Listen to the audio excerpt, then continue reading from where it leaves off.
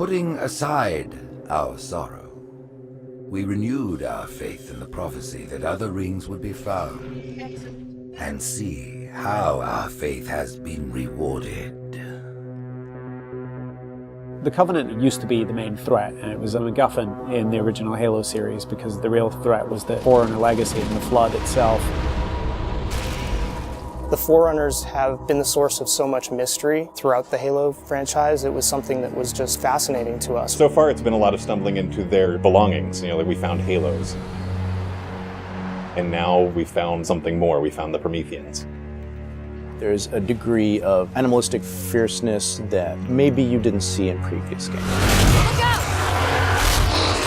The conditions and the context are what pit a hero and antagonist against each other. For this game, we're going to get to see a lot of complexity to their civilization. From their worldview, what they're doing has to make sense. Trying to figure out ways to tell that story without interfering with the shooting aspect of it has been a really challenging thing. We've gotten glimpses of this Forerunner presence that was kind of always there, open as to whether it would ever erupt. And it did. We're trying to really take game systems and manipulate them and give them emotional coloring and context. We wanted to create something that could stand alone and be an enemy that is just as challenging, just as engaging as the Covenant has been in the past for Halo. A lot of that initial discussion was around if you had this incredibly evolved race and they were well beyond humanity, the Covenant, what would that look like?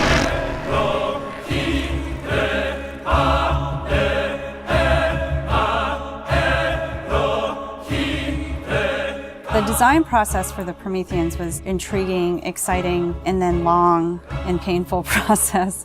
I think just because everyone was so invested in what they wanted out of them. How do you imply something strong, something vertical, something different? And how could we actually have a global logical language out of that Forerunner philosophy? Anybody who's played Halo goes, okay, Forerunners is the silvery angular stuff with blue lights across it.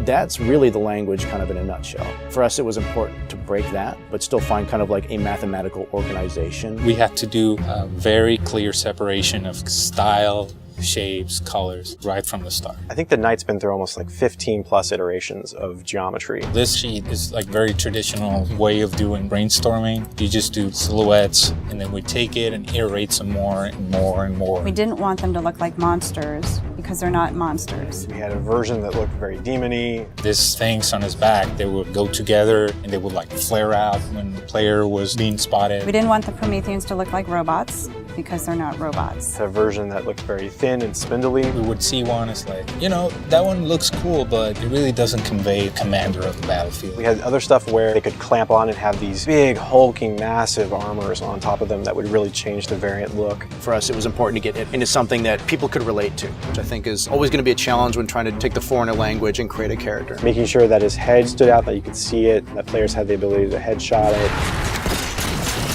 It falls also onto animation. They're able to bring these guys alive and make it feel believable and plausible and still be very fast and lethal. Locomotion didn't look heavy enough at one point, so we scrapped everything and did it all again.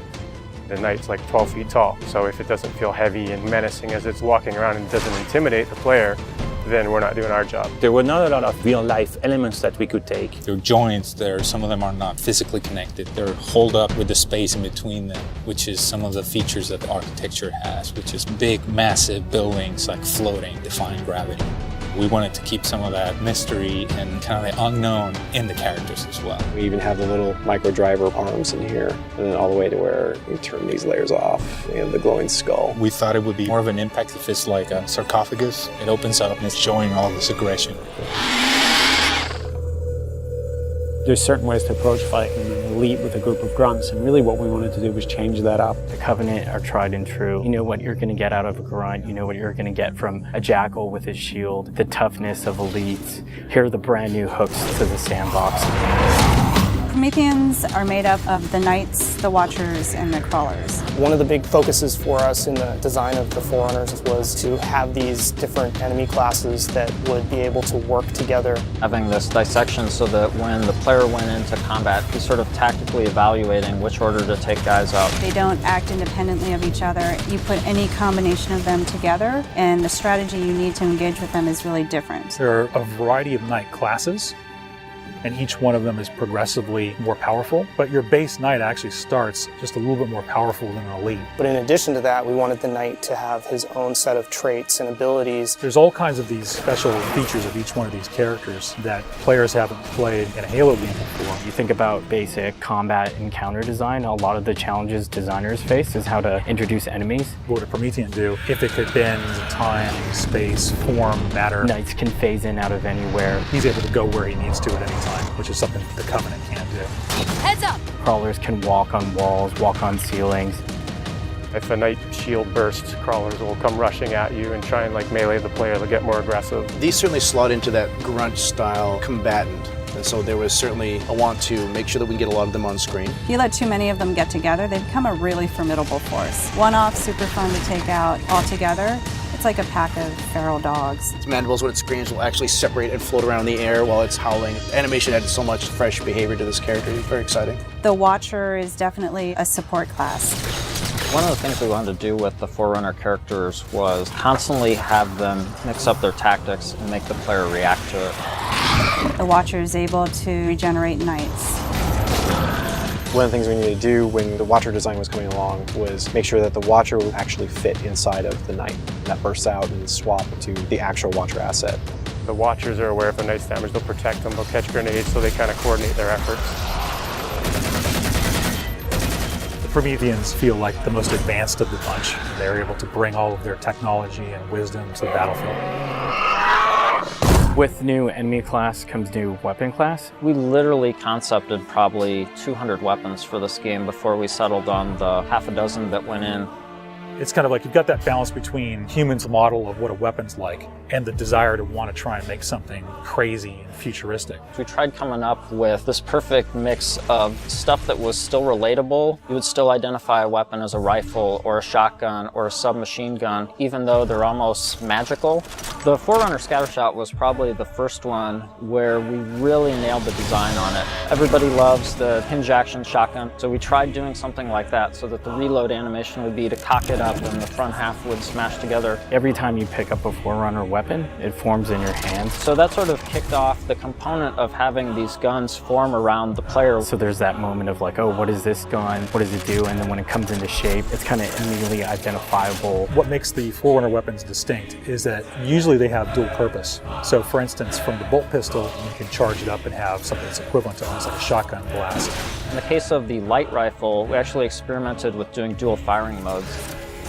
We tried to make it so that it was the best of both worlds with a BR and a DMR. It works like the battle rifle when you're not scoped. That has a little spread, has a 3-shot burst, and it works like the DMR when you are scoped. So it's like a mini sniper rifle in a way. It actually changes to a different firing mode where the projectiles are stronger.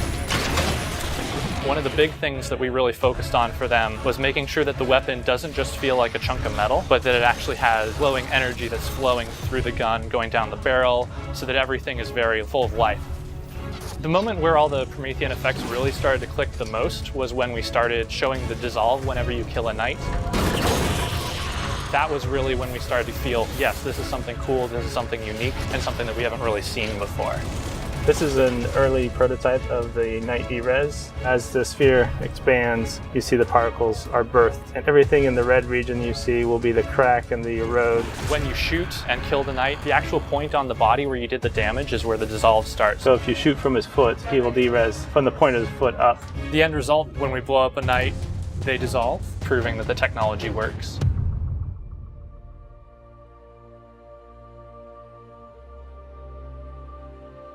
I look at the changes that we're making, and it really feels like we're making a sequel to Halo 3.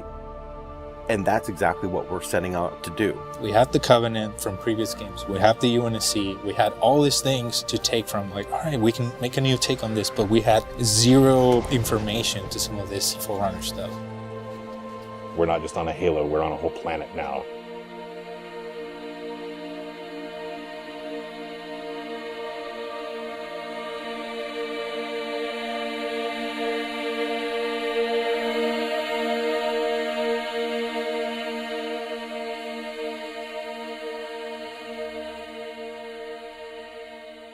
We're not just threatening one corner of the galaxy, we're threatening everything.